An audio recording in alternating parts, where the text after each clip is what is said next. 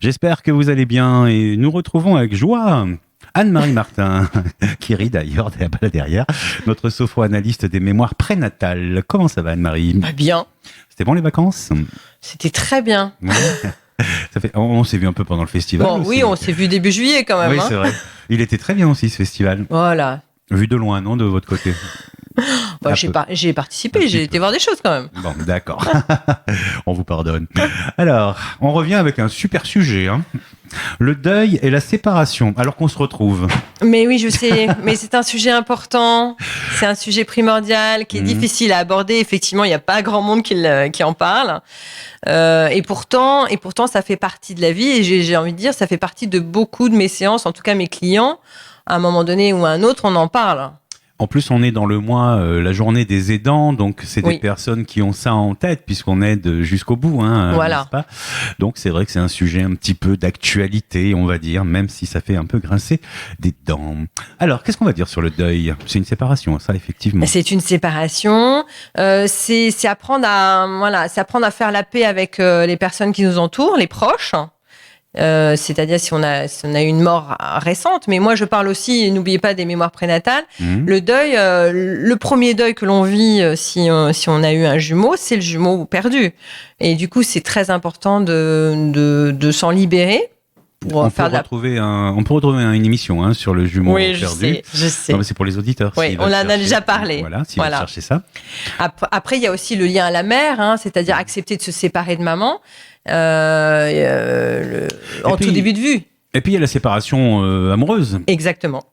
Ça, on dit que c'est un deuil aussi. Mais c'est aussi un deuil, bien sûr, puisqu'on passe par les mêmes étapes du deuil, c'est-à-dire le déni, la colère, le marchandage.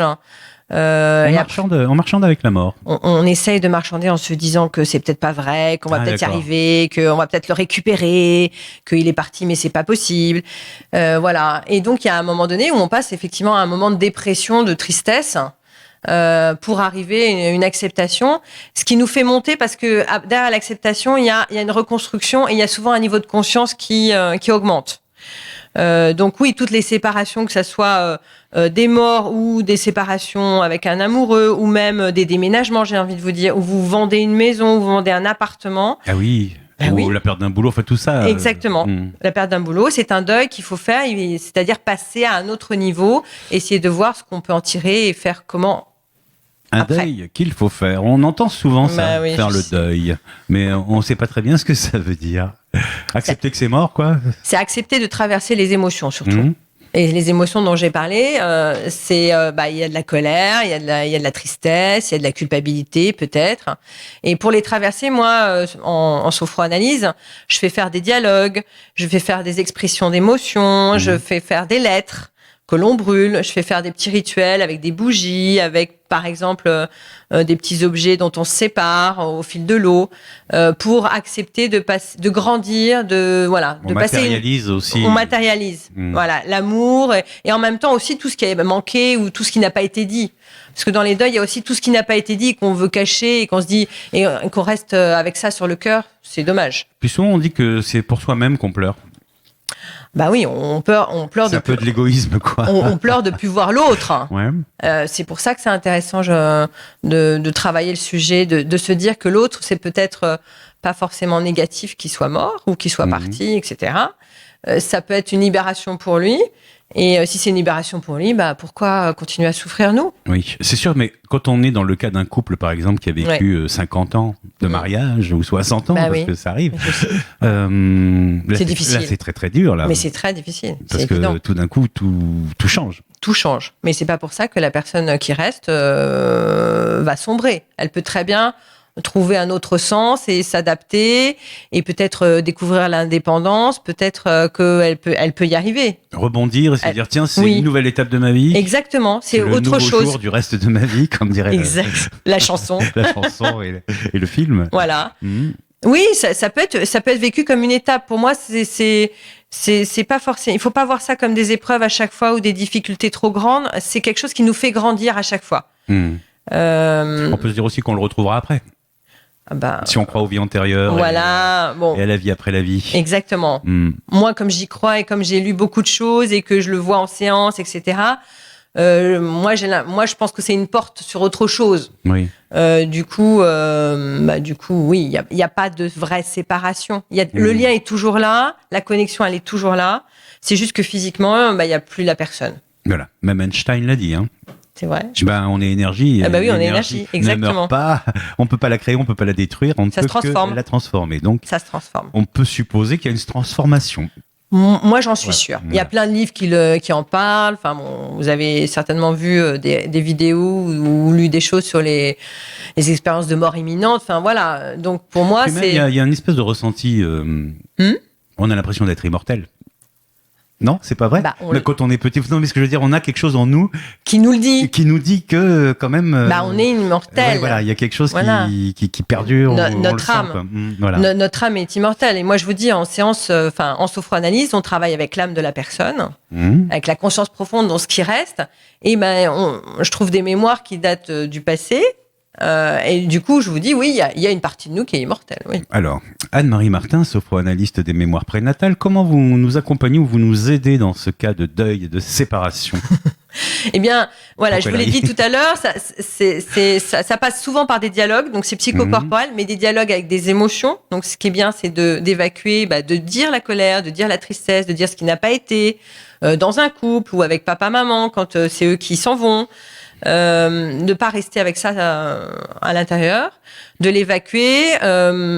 Évidemment, ça peut être corporellement, mais ça peut être, je vous dis, par de la peinture, ça peut être aussi par le côté artistique. Et puis, il y a ce côté ritualique. Qui est important pour moi, voilà, et qui aide les personnes à avancer. Après, il y a un temps, de toute façon, dans un deuil, pour moi, c'est important de se dire que c'est quelque chose qu'on doit vivre. On peut pas faire l'économie. On se dit, je vais gagner quelques mois. Oui, on va aller un peu plus vite, mais il y a quand même un temps d'intégration, de dire, Puis un petit moment de sidération, sinon. C'est normal, bien sûr. Le choc émotionnel. On peut pas accepter. Le choc émotionnel, ouais. Ça, c'est sûr qu'il faut le vivre. Voilà. Ça. Donc, le but du jeu, c'est pas de passer à autre chose tout de suite, c'est de se dire, j'accepte de traverser, de pas être bien pendant quelques temps, ça peut être quelques semaines, quelques mois, et d'aller bien après, de retrouver la vie après. Oui, puis cette période, c'est aussi une période où on peut se remémorer ce qui s'est passé avec la personne, les bons côtés.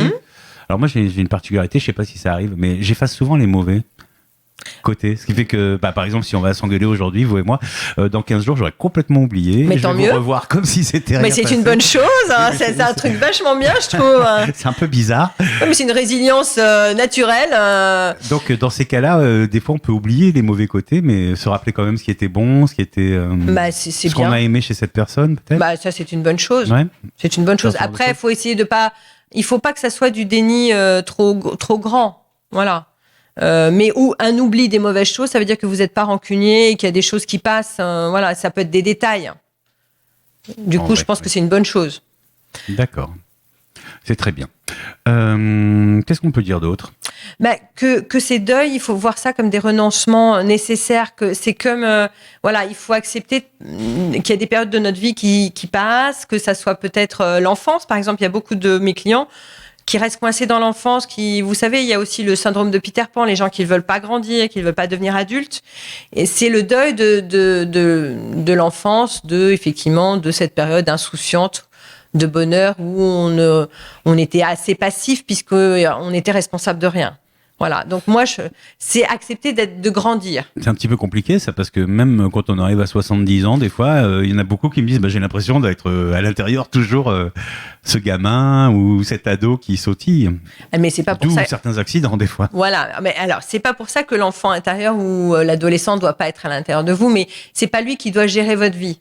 Et l'adulte doit être présent et doit se dire que ce qui compte maintenant, c'est le présent et le futur. Pas tout faire pour rester cet ado avec des fringues un peu bizarres, des coupes de cheveux avec du jaune et du vert. Oui. C'est vrai que quand on a 70 ans, ça peut non. faire on en voit des fois quand même. Des papis avec des jeans troués et tout ça. Ça arrive. Après, ça peut être des personnes qui ont du mal à vivre avec des femmes ou des hommes de leur âge. Voilà. En même temps, c'est des jugements dégueulasses. On n'a pas à juger. Ils peuvent s'habiller comme ils veulent. Mais exactement. Du moment que ça ne les empêche pas d'être heureux. C'est toujours la grande question. C'est si vous êtes heureux avec ça, c'est bon. Hein. C'est juste que peut-être qu'il y a des cycles de la vie qu'il faut accepter de passer. Eh oui, parce que tout passe.